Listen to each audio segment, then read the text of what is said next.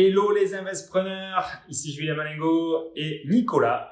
On est ravis de vous retrouver. On va vous faire la visite du projet de Nicolas. Nicolas est un membre du programme Liberté Financière 4.0 et du coup, c'est un plaisir que de vous montrer du coup le projet qui est en cours, qui est très prometteur pour la suite des événements. Alors du coup, est-ce que Nico, tu peux nous faire une petite visite en fait du bien dans lequel on se trouve et ensuite nous expliquer la rentabilité et les détails du projet, un peu plus administratifs, un peu plus techniques, de savoir qu'est-ce qu'on va faire dans cet appartement, parce que du coup, on est dans un appartement et non pas dans un achat d'un immeuble ou d'une maison. Là, il s'agit bien d'un appartement.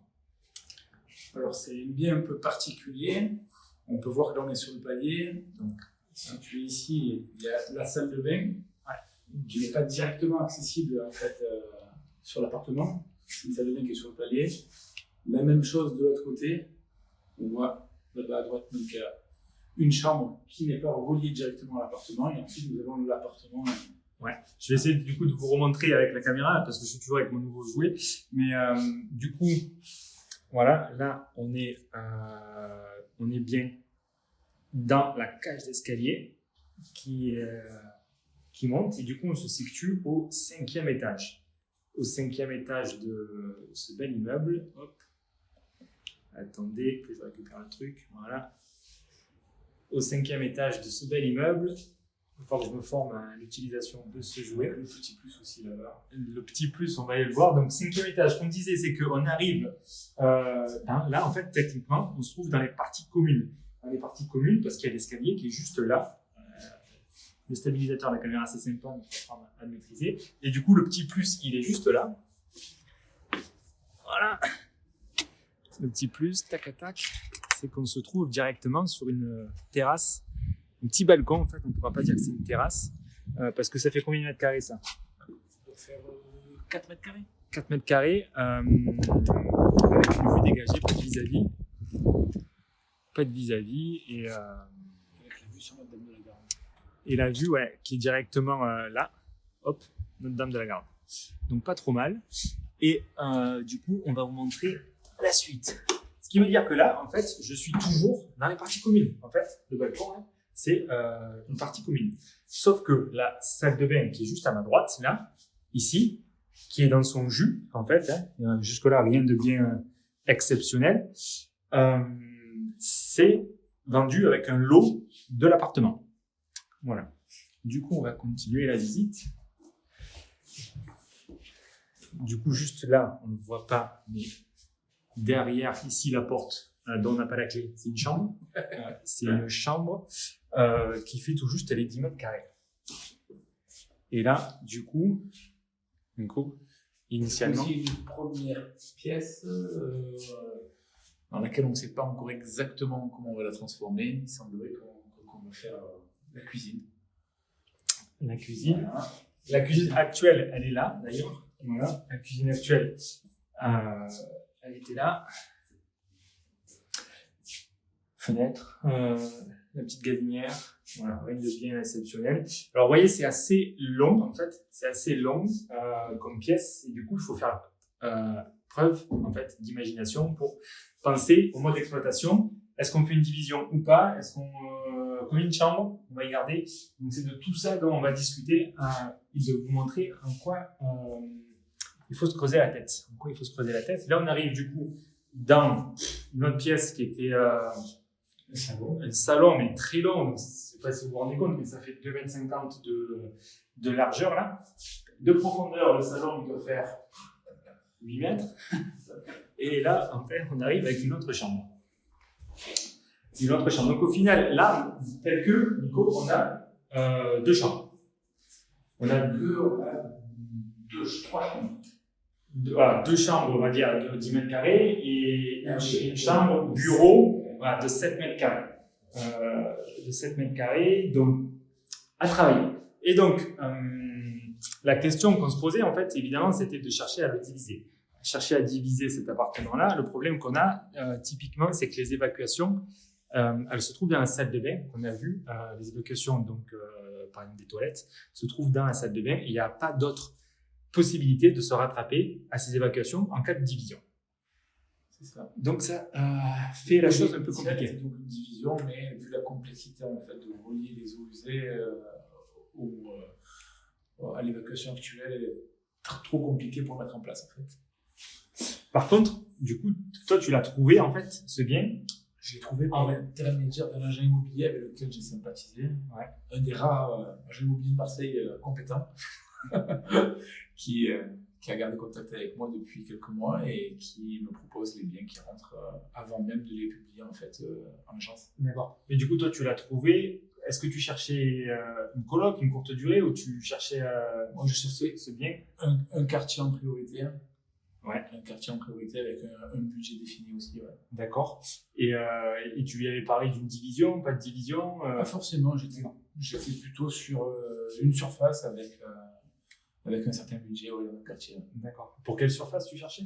J'étais entre du 50 et du 90 mètres carrés. 50-90 mètres carrés. 50 parce que ton idée c'était à la base au minimum faire 2-3 chambres. 2-3 chambres. Ouais. Ok. Allez. Donc du coup, on se retrouve avec, on va dire, 2 chambres réelles, une chambre attenante et surtout un bien qui est très atypique parce que là, on se met encore dans les parties communes en fait. Et il y a un avantage avec un balcon du coup de ce côté. Je vais me tourner, hop, de ce côté-là, hop, juste derrière moi, un balcon très sympa. La salle de bain qui est là et on est bien avec l'escalier des communs qui est juste là. Du coup, la clé de ce bien, parce que si là on l'utilise, on n'a que 2 chambres, pour le prix donné pour les travaux, ça n'a rien d'exceptionnel. Ça n'a absolument rien d'exceptionnel. Par contre, toi, quand tu l'as visité, alors, est-ce que tu peux nous expliquer le projet maintenant, quand on y réfléchit un petit peu, parce qu'on prend le temps de se poser les bonnes questions, et comment tu en es arrivé là? La chose que les gens qui ont pu peut-être visiter ce bien ou qui visitent un bien similaire à celui-ci ne voient pas, c'est la partie dans laquelle on se trouve en fait. Donc c'est les parties communes. Ouais, les parties communes ici qui vont vraiment faire la différence. Qui vont faire la différence déjà dans la projection de ton projet et aussi parce que tu as mené les choses au bout du processus pour savoir ce qu'il était possible de faire ou pas. Alors, du coup, en fait, l'idée a été de vouloir récupérer les parties communes, donc tout le hall ici. Et récupérer les parties communes, du coup, ça veut dire qu'il est donné sur le papier pour combien de mètres carrés? Pour 51 mètres carrés. 51 mètres carrés, du coup, dans le premier arrondissement de Marseille. Affiché à quel prix?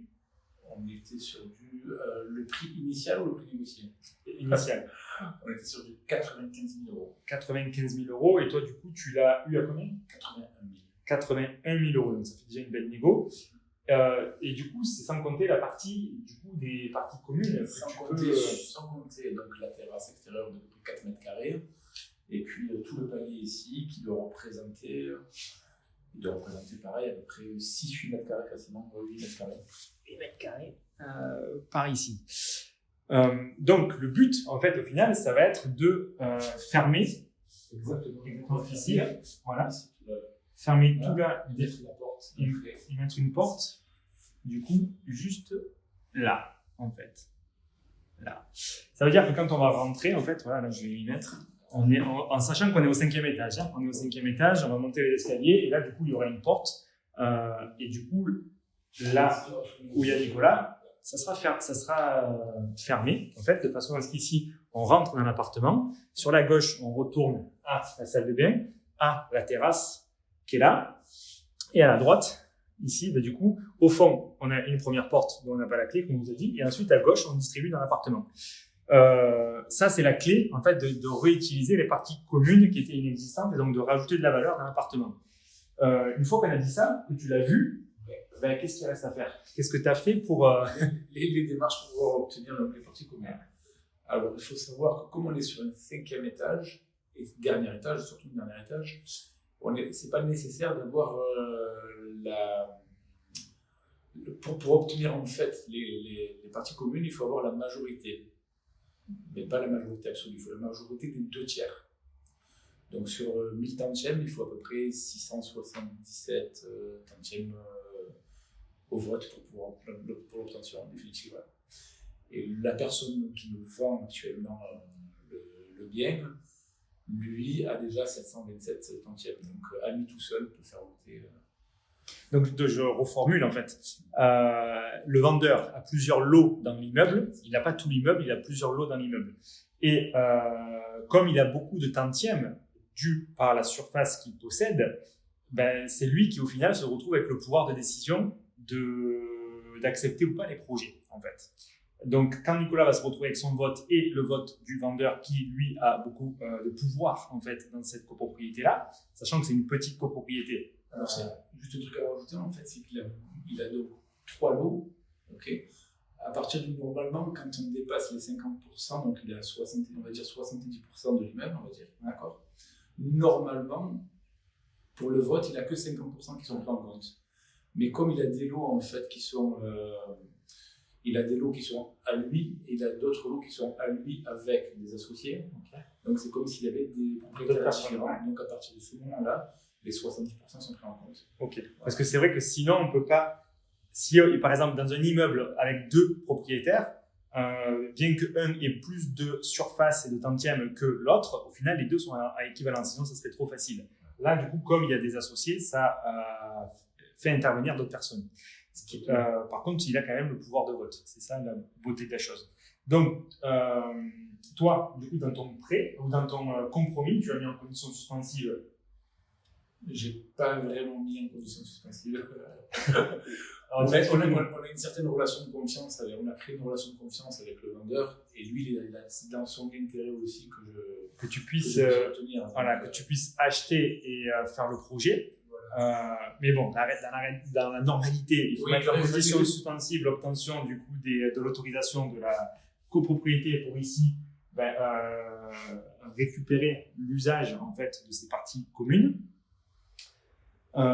Toi, du coup, aujourd'hui, tu as signé le compromis. J'ai signé le compromis. La prochaine étape, c'est faire appel donc, à un géomètre expert pour faire évaluer la surface et le soumettre à l'Assemblée générale de copropriété. Voilà. Et du coup, tu vas faire une assemblée extraordinaire ou... Je ne vais pas faire l'assemblée extraordinaire pour la bonne raison que la prochaine réunion va se dérouler au mois de décembre, normalement. D'accord. Novembre et décembre. Ok. Donc, il faut faire la demande 3 semaines avant.